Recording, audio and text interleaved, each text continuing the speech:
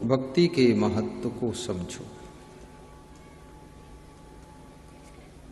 पाखंडिना पापरता नास्तिका भेद बुद्धया गुरुवो निर्मलः साधवो शांतः मितभाषिणः काम क्रोध विनिर्मुक्ता सदाचारः जितेंद्रिय। गुरु निर्मल अंतःकरण का हो, साधु हो, जितेंद्री हो, सदाचारी हो, व्यसन मुक्त हो, वैराग्यवान हो, ब्रह्मचारी हो, ऐसे व्यक्तित्व को गुरु बनाइए और ऐसे गुरु की चरण में अपना शीश झुकाकर प्रणाम कीजिए। कभी भीड़ हो तो दूर से हाथ जोड़कर प्रणाम कीजिए और गुरु ना मिले कभी तो अपने माता पिता को प्रणाम कर लेना, अपने पति को प्रणाम कर लेना, अपने बड़े भाई को प्रणाम कर लेना, बड़ी बहन को प्रणाम कर लेना, अपने चाचा को प्रणाम करके आशीर्वाद ले लेना। गुरु का अर्थ होता है जो हमसे किसी भी चीज में बड़ा है वो बड़ा होता है। लेकिन दुनिया में जितने लोग बड़े होते हैं उनमें भी सबसे बड़ा वह होता है जो ज्ञान में बड़ा होता है।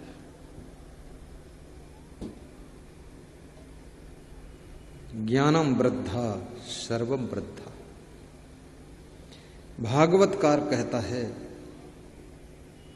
कि जो ज्ञान में बड़ा है वो सबसे बड़ा होता है। वयम वृद्धा धनम वृद्धा बलम वृद्धा।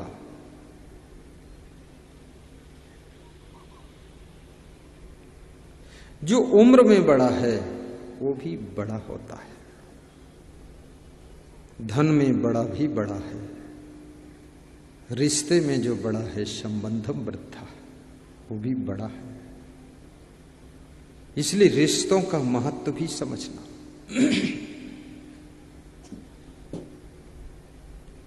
और रिश्ते में तुम किसी से बड़े भी हो लेकिन परिस्थिति भी देखना। जब दक्ष प्रजापति सभा में प्रवेश होते हैं जहां पर देवता गण बैठे हुए हैं, सभी देवता खड़े होकर के दक्ष प्रजापति को रिस्पेक्ट करते हैं, प्रणाम करते हैं, लेकिन शंकर भगवान बैठे रहते हैं क्योंकि उनके दामाद थे वे खड़े नहीं होते। दक्ष प्रजापति को बुरा लग जाता है कि दामाद घर में हो सब जगह थोड़े दामादगिरी दिखाओगे।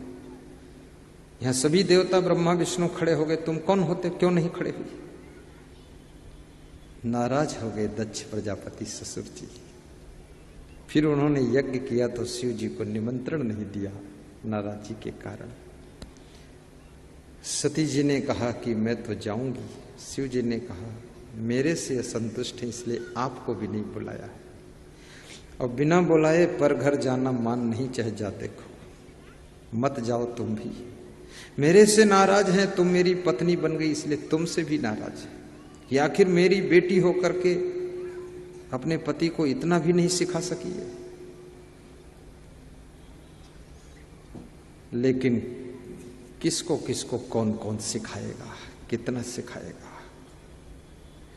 वहां अगर शिव जी खड़े हो जाते, रिस्पेक्ट कर देते तो विवाद नहीं बढ़ता। सती जी दक्ष प्रजापति के यज्ञ में जिद करके जाती है। शिव जी का कोई वहां पर स्थान नहीं है। देख करके उनको दुख लगता है, मेरे पति का इतना अपमान। सब तो देव हैं लेकिन मेरे शिव जी तो महादेव हैं, इसलिए उनके साथ मैंने विवाह किया था और सब देवों का स्थान है, सब देवों का सम्मान यहाँ है, और मेरे पति जो महादेव हैं उनका कोई स्थान नहीं, कोई सम्मान नहीं। दुख लगा और उस दुख से दुखी होकर के यज्ञ में कूद पड़ी और जल गई। साथ में शिवदूत गए थे, उन्होंने जब देखा शिव गणों को सहा ना गया तो उन्होंने यज्ञ को विध्वंस किया। दक्ष प्रजापति को बहुत पीटा, मारपीट हो गई। तब ससुर को भी पता चला कि भाई थोड़ा हम ही को गम खा लेना चाहिए, कहीं कोई आपका सम्मान ना करे तो तुम ही गम खा लो, कोई बुरा नहीं। कोई बात नहीं, जब उसको ज्ञान हो जाएगा सम्मान करेगा। और सम्मान तो वही दूसरों का करता है जिसको बहुत ज्ञान होता है। अज्ञानी जीव सम्मान नहीं कर सकते। तुम बैल के पास में कितने बड़े अफसर हो, प्रधानमंत्री नरेंद्र मोदी भी बैल के पास निकले उठकर रिस्पेक्ट थोड़े करेगा, बैठा रहेगा। तो कितने लोग मनुष्य के रूप में बैल भी है, कितना तो भैंसा ही है, उसको कुछ अकल ही नहीं है। वहां चाहे गुरु आ जाए चाहे भगवान आ जाए, वो टांग फैलाए बैठे, कोई बुद्धि विवेक नहीं है। तो ऐसे बैलों को मारने से फायदा भी नहीं है, उनको छोड़ दो, दो पैर के बैल है। कभी किसी महान पुरुष के सामने पैर फैला के नहीं बैठना चाहिए। बड़ा रिस्पेक्ट है, इसको कहते हैं मर्यादित व्यवहार।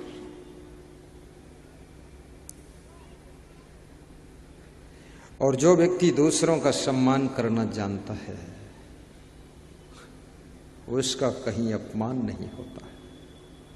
आदर करके तो देखो आदर मिलेगा, प्रेम करके देखो तो प्रेम मिलेगा, और गाली देकर देखो तो गाली मिलेगी। और याद रखना, क्रोध करके देखो तो सामने से भी क्रोध मिलेगा, और किसी का विरोध करके देखो तो तुम्हारा भी विरोध होगा। और किसी से आप झुक कर देखो तो सारी दुनिया तुमको झुकी हुई मिलेगी।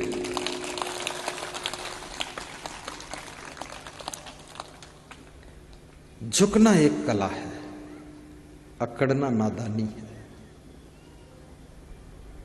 नम्रता सीखे सरलता। और सबसे पहले तो अपने माता पिता को झुको, बड़े भाई को झुको, सास ससुर को झुको। और आज जितने लोग यहां आए, ये तो कम से कम संकल्प लो कि अपने से बड़ों को प्रणाम करेंगे। हमारे देश से धीरे धीरे प्रणाम समाप्त होता जा रहा है। और रामचरितमानस में लिखा हुआ है कि प्रातः काल उठ गए रघुनाथा, माता पिता गुरु न वही माथा।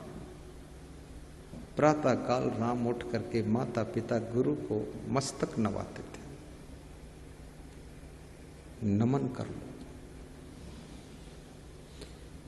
और प्रणाम का परिणाम बहुत अच्छा होता है। छत्तीसगढ़ में एक विधायक कह रहा था कि हम सबको नमस्कार कर लेते हैं। तो बोला, हम गांव के प्रधान थे, सरपंच, और जहां कहीं मीटिंग वोटिंग में जाते थे सबके पांव छू लेते थे। तो सबको झुक जाते थे, तो लोग मुझको विधायक का टिकट दे दिए और जीत भी गया और विधायक भी बन गया। अभी भी पांव छू ली सबके। तो हमने कहा ठीक है। तो बोले, हम अब किसी विभाग के अध्यक्ष भी बन गए। तो हमने कहा और अच्छा है, और पाँव छो कुछ और बन जी हो। बोले, पाँव छूने में गुरुदेव कुछ खर्च नहीं होता, अपना हाथ होके पाँव छुआई देते और फिर वह हाथ अपने मस्तक में छुआ लेते, लोग खुश हो जाते। तो हमने कहा पहले मस्तक छुई के फिर पाँव छुआओ तो कि पाँव छुई के फिर बाद मस्तक में छुआ। बोले कभी कभी उल्टा ही कर देते हमें, पहले मस्तक छू।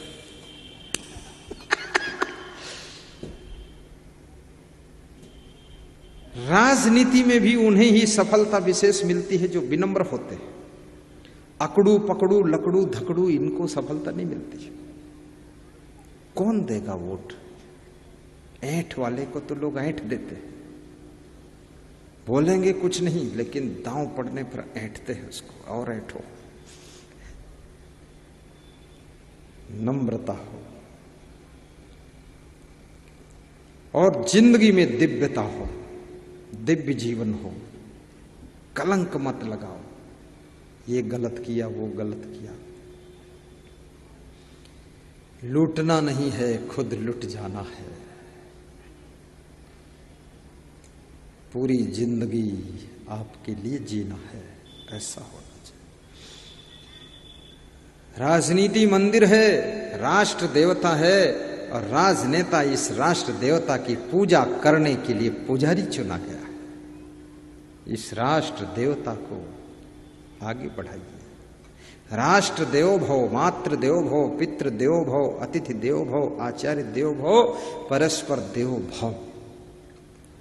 ये श्वेता श्वेतोत्तर उपनिषद का मंत्र है। राष्ट्र को देवता कहा गया है, और जिस राष्ट्र में जितने नर नारी रहते हैं उनको अपने राष्ट्र का हित सोचना चाहिए, राष्ट्र का हित चिंतन करना चाहिए। और जो राष्ट्र में रह करके राष्ट्र के विपरीत सोचता हो उसे ही गद्दार कहा जाता है। वो गद्दार है। और गद्दार बनने से क्या फायदा? यदि गद्दा बन जाते तो कोई लेट कर सोता तुम्हारे ऊपर, तुम गद्दार बने, खाली गद्दा बनो। फिर गद्दार, मक्कार, लवार। जिस देश जाति में जन्म लिया बलिदान उसी पर हो जावे, वह शक्ति हमें दो दया निधे, कर्तव्य मार्ग पर डट जावे। ये प्रार्थना, ये प्रेयर स्कूल में कराई जाती है। मैं प्राइमरी पाठशाला में जब पढ़ता था तो वहां जब प्रेयर होती थी तो हमारे अध्यापक प्रेयर के समय, प्रार्थना के समय सिर नीचा कर लेते थे। प्रेयर चल रही और हम तो लोग बच्चे थे तो हम तो सामने देखते थे, हाथ जोड़ के गाते रहते थे। लेकिन अब मैं विचार करता हूं वो सिर नीचा क्यों करते थे?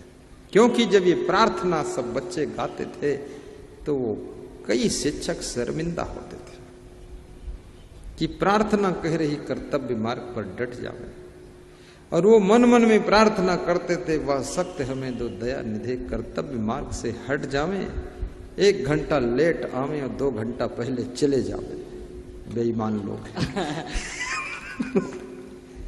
इसलिए सिर नीचे करे, शर्मिंदा, आंखें सामने नहीं कर रहा है। एक शिक्षक था उसमें, सामने देखता था, ठीक से हाथ जोड़ के। हमारा क्या कर्तव्य है?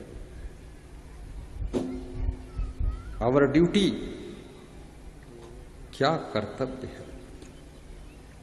एक पुलिस अफसर के घर में चोर घुसा, बनियान पहनकर वो हवा खा रहा था और सूटकेस लेकर भागा। पत्नी ने कहा, देखो चोर घुसा है। बोले, सब देख रहा हूं, एक छलांग में पकड़ लूंगा, गर्दन दबा दूंगा। सूटकेस निकाल कर भागा। बोले, पकड़ो ना तो। बोले, अभी मेरी ड्यूटी नहीं है, 12 बजे रात के बाद ड्यूटी शुरू होगी, तब पकड़ूंगा। ले गया सूटकेस। ड्यूटी भी करो, कर्तव्य का पालन करो, लेकिन ड्यूटी से अतिरिक्त जब कुछ करने का वक्त आए, वो जो तुम करोगे उसी को धर्म कहते हैं। धर्म होगा। अतिरिक्त भी कर दो, एडिशनल वर्क, एक्स्ट्रा वर्क।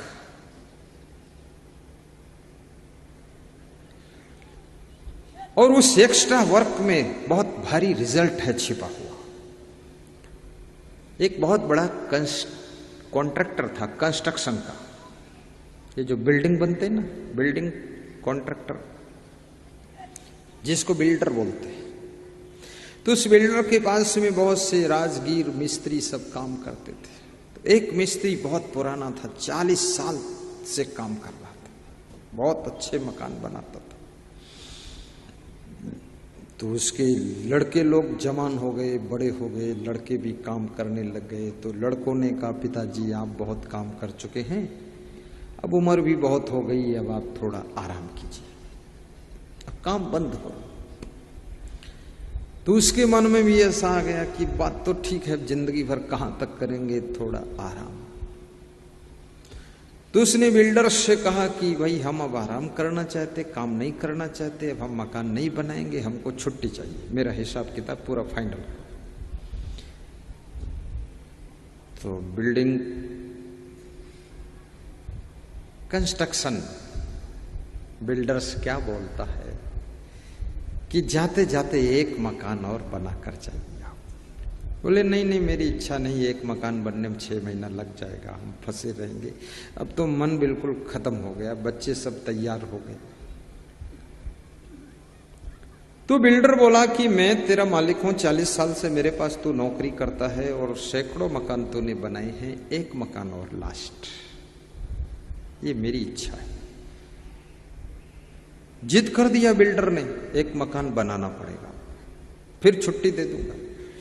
तो उसने सोचा जहां 40 साल रिश्ता बना कर रखा, प्रेम बना कर रखा, अब एक मकान की बात है तो प्रेम क्यों बिगाड़ूं, चलो कर देता हूं।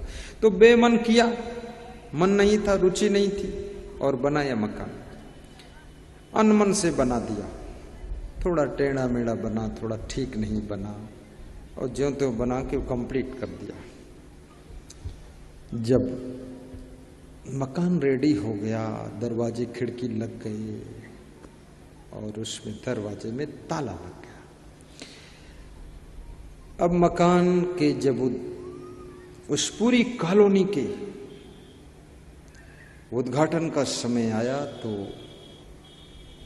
बुलाया बिल्डर्स ने उस कारीगर को कि आप भी आइए, शामिल होइए, आपकी छुट्टी आज होना है। और समारोह, छुट्टी समारोह था। 40 साल पुराना कर्मचारी आज छुट्टी ले रहा है। जिसके यहां तुम 40 साल नौकरी करो, प्राइवेट में भी करो, तो यदि मालिक कुछ ठीक ठाक है तो आपको सम्मान के साथ विदाई देगा, और विदाई में कुछ पुरस्कार भी देगा कि 40 साल ये आदमी हमारे पास रहा। तो उस बिल्डर ने विदाई सम्मान समारोह रखा, और फिर वो जो मकान लास्ट में बनाया था उसकी चाबी सम्मान समारोह के उपलक्ष्य में विदाई के दिन उसको सौंपा कि ये मकान आपके लिए लास्ट में बनवाया था मैंने, इसमें आप ही रहोगे, ये मकान हम आपको विदाई के उपलक्ष्य में दे रहे हैं, हम इतने खुश हो गए कि आप मकान लो। वो राजगीर मिस्त्री बैठकर रोने लगा, बोला मैं तो जिंदगी में इतने अच्छे अच्छे मकान बनाए, टॉप के मकान बनाए, सुपर मकान बनाए, क्वालिटी के मकान बनाए, और सबसे खराब मकान मैंने यही बनाया था और वही मुझे मिला।